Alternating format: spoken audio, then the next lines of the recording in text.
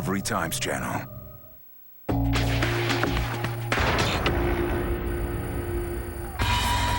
My thanks to all of you, and now it's on to Chicago, and let's win there.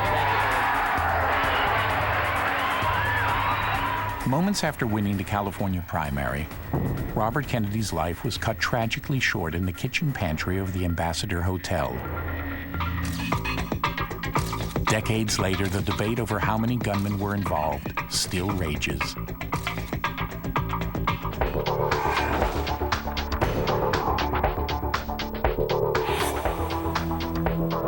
The purported lone gunman, Sirhan, fired a .22 caliber revolver, a gun that could only hold 8 shots.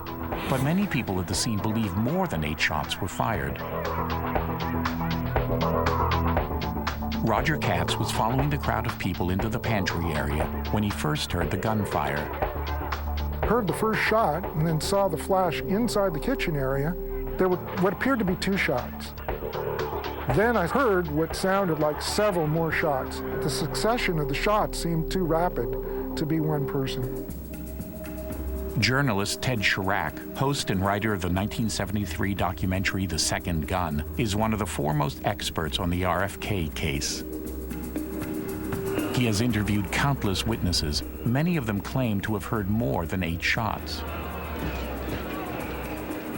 Harry Evans says to me, "I had a habit of counting sounds since I was a little boy, and I counted distinctly 9 shots."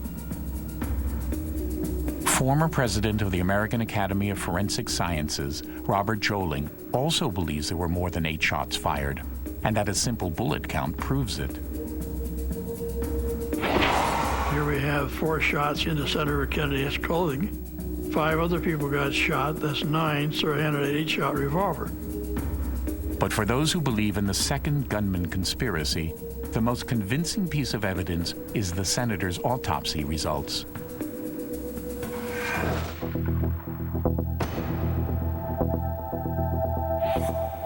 The autopsy was performed by Los Angeles coroner Dr. Thomas Noguchi. Noguchi's findings did not lend themselves to the open and shut case the LAPD was hoping for. Noguchi found deeply embedded powder burns behind Kennedy's ear and gunpowder residue in his hair, indicating that the fatal shot must have been fired from a distance no greater than 1.5 inches. LAPD said there are 5 best witnesses in the case. All said the gun, not Sirhan, the gun had to be anywhere from 1.5 to 3 feet from Kennedy's body. Tests reveal that adding just a few inches of distance leads to much smaller powder burns. Dr. Noguchi was asked, is there any way those powder burns could have come from 1.5 feet away? In this case, of course, the abundance of powder burn embedded deep in the tissue, it is scientifically highly unlikely. Under suspicious circumstances, he was cited for being neglectful in the autopsy of Kennedy and fired from his position. I read it from cover to cover and found it to be the most thorough, complete autopsy protocol I'd ever seen prior to that time. Eventually, Noguchi was reinstated to his position as county coroner. 2 other shots entered Kennedy from the back.